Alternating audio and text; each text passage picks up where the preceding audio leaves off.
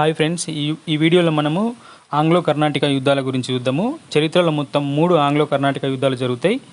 జనరల్గా ఇవి ఎప్పుడు స్టార్ట్ అవుతాయంటే 1707లో మొఘల్ చక్రవర్తి ఔరంగజేబ్ చనిపోయిన తర్వాత ఇవి స్టార్ట్ అవుతాయి. ఔరంగజేబ్ ఉన్నప్పుడు దక్షిణ భారతదేశం మొత్తము ఔరంగజేబ్ ఆధీనంలోనే ఉంటుండే. ఔరంగజేబ్ చనిపోయిన తర్వాత ఈ కర్ణాటిక్ అనే ఒక రాజ్యంలో, అంటే ఇప్పుడున్న కర్ణాటక, తమిళనాడులోని మద్రాస్ అనే కొన్ని ప్రాంతాలు, ఇంకా కొన్ని ప్రాంతాలు కలిపి కర్ణాటిక్ రాజ్యం అంటాం. ఒక బలమైన రాజు చనిపోయిన తర్వాత ఈ రాజ్యంలో తర్వాత వచ్చే వారసుల మధ్య ఎవరు రాజు కావాలా అనే పాయింట్ ఆఫ్ వ్యూలో ఈ యుద్ధాలు స్టార్ట్ అవుతాయి. ఒకడేమో అన్వరుద్దీన్, ఇంకొకడేమో చందా సాహిబ్, వీళ్ళిద్దరి మధ్య జరుగుతాయి. ఈ రెండు పేర్లు గుర్తుంచుకోండి. At the same time Austria అనే ప్రాంతంలో ఈ ఆంగ్లేయులకి ఫ్రెంచ్ వాళ్ళకి మధ్య వారసత్వ యుద్ధాలు జరుగుతాయి. అక్కడ నెక్స్ట్ ఎవరు పరిపాలనలోకి రావాలా అనే టైంలో. అయితే ఇక్కడ మన దక్షిణ భారతదేశంలో ఆంగ్లేయులు, ఫ్రెంచోళ్ళు బలంగా ఉంటారు అప్పటికే. అంటే రాజ్యాలు ఆక్రమించడంలో అయినా, వ్యాపారాలు చేయడంలో అయినా. అన్వరుద్దీన్ అనేటోడికేమో ఆంగ్లేయులు సాయం చేస్తారు. చందా సాహెబ్ అనేటోడికేమో ఈ ఫ్రెంచ్ వాళ్ళు సాయం చేస్తారు. ఇట్లా మొత్తం వీళ్ళిద్దరి మధ్య జరుగుతుంది కాబట్టి వీటిని ఆంగ్లో ఫ్రెంచ్ యుద్ధాలని కూడా అంటాము. కర్ణాటక ప్రాంతంలో రాజ్యం వారసత్వం కోసం జరుగుతుంది కాబట్టి వీటిని ఆంగ్లో కర్ణాటక యుద్ధాలని కూడా అంటారు. మొదటిది చూద్దాం.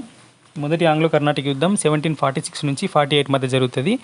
ఆ యుద్ధానికి ప్రధాన కారణం ఏమనుకుంటామంటే యూరోప్లో జరుగుతున్న ఆస్ట్రియా వారసత్వ యుద్ధం అని చెప్తాము. అయితే ఇక్కడ ఫ్రెంచ్ గవర్నర్ ఏమో డూప్లే ఉంటాడు, బ్రిటిష్ గవర్నర్ జనరల్ ఏమో బార్నెట్ అనే ఉంటాడు. అయితే 1748లో వీళ్ళిద్దరి మధ్య యుద్ధం జరుగుతుంది. 48లో యుద్ధం జరుగుతుంది. ఎవరెవరికంటే ఈ ఫ్రెంచ్ గవర్నర్ డూప్లేకి కర్ణాటక ప్రాంతంలో అన్వరుద్దీన్కి. ఈ డూప్లే అన్వరుద్దీన్ని ఓడిస్తాడు.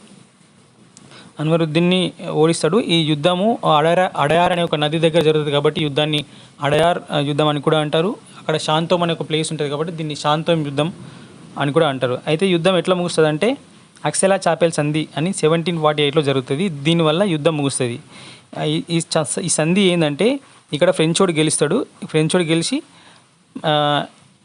అక్కడనేమో ఆస్ట్రియల్నేమో ఆంగ్లేయులు గెలుస్తారు, బ్రిటిష్ వాళ్ళు గెలుస్తారు. అయితే ఇక్కడ కొన్ని ప్లేసెస్ని వీళ్ళు ఎక్స్చేంజ్ చేసుకుంటారు, అక్కడ కొన్ని ప్లేసెస్ని వాళ్ళు ఎక్స్చేంజ్ చేసుకోవడం వల్ల ఈ యుద్ధము ఆ సంధితోటి ముగిసిపోతుంది. ఈ యుద్ధం కంటిన్యూ కాదు, ఆ సంధితోటి ముగిసిపోతుంది. ఈ రెండో కర్ణాటక యుద్ధం, మూడో కర్ణాటక యుద్ధం పార్ట్ 2లో చూద్దాం. ఇది మనకు 3 minutes ఉంది కాబట్టి ఇందులో సరిపోవట్లేదు. పార్ట్ 2లో ఆ రెండో చూసేద్దాం. దయచేసి ఈ వీడియో సబ్స్క్రైబ్ చేసుకోండి, లైక్ చేయండి, మీ ఫ్రెండ్స్కి షేర్ చేయండి. ఇవి ఇప్పుడే స్టార్ట్ చేసినా కాబట్టి మీరు కొంచెం ఎంకరేజ్ చేస్తే ఇంకా పెద్ద వీడియోలు చేస్తా, ఇంకా నీట్గా కాంపిటేటివ్కి సంబంధించిన అన్ని విషయాలు మీతో షేర్ చేసుకుంటాను.